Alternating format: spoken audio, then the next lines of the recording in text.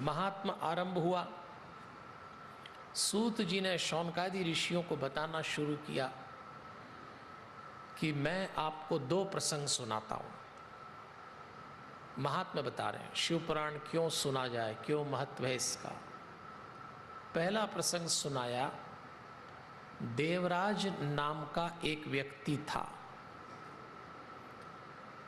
वो जो देवराज था वो बहुत विलासी था, अपने जीवन में आचरण से गिर गया।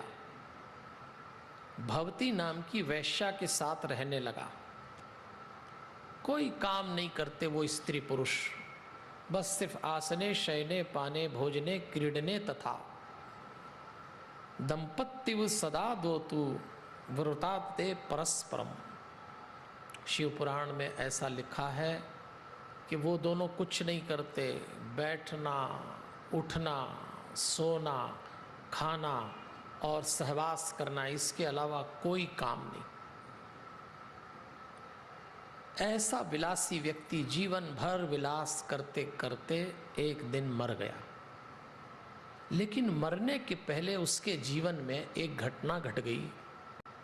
था तो अय्याश, लेकिन कहीं से गुजर रहा था, बुखार में था क्योंकि देह बिगाड़ ली। तो कानों में एक जगह शिव पुराण की कथा हो रही थी, तो वो कथा सुन ली उसने। और जैसे उसने वो कथा सुनी तो उसको ये लगा कि मैंने जीवन व्यर्थ कर लिया। तो जीवन के अंतिम समय में उसने कुछ क्रियाएं की और उसको शिवलोक प्राप्त हुआ। यमदूत भगवान शंकर के पास ले गए, उसको मुक्ति मिल गई।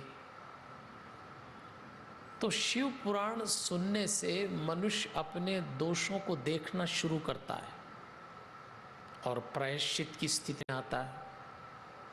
देखिए, उसको कैलाश ले गए। कैलाश क्या है, कैलाश कौन जाता है, धीरे धीरे हम आगे सुनेंगे। पर यहाँ एक बहुत सुंदर बात आई है कि स्त्री पुरुष की दिनचर्या क्या होना चाहिए। भाई, हम परिवार का ग्रंथ है ये। पारिवारिक जीवन में स्त्री पुरुष एक साथ रहते हैं। तो शिव पुराण ने इशारा किया है कि कभी कभी स्त्री पुरुष का साथ रहना उनके उत्थान का भी कारण बन सकता है और पतन का भी। क्योंकि अगर रहने में सिर्फ सोना उठना बैठना खाना और विलास करना है तो आपका पतन होगा ही होगा। गृहस्थी और दाम्पत्य जीवन के उत्थान में भी काम आ सकती है। इसलिए शिव पुराण में अनेक बार ऐसे संकेत हैं कि घर परिवार में स्त्री पुरुष कैसे रहें। इसलिए शिव पुराण के लिए लिखा है, धन्य शिव पुराणस्य कथा परम पावनी। इस कथा का लगातार श्रवण करिए। अब केवल श्रवण करने से कुछ नहीं होगा, ये समझ लेना। जो सुना गया है उन सूत्रों को जीवन में उतारना है।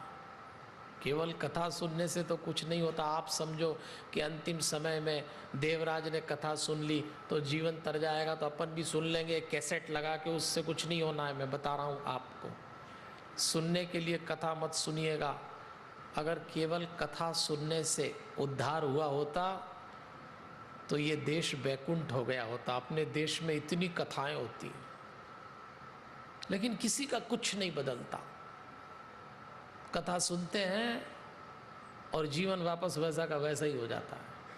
इसलिए सावधान कर रहा हूँ।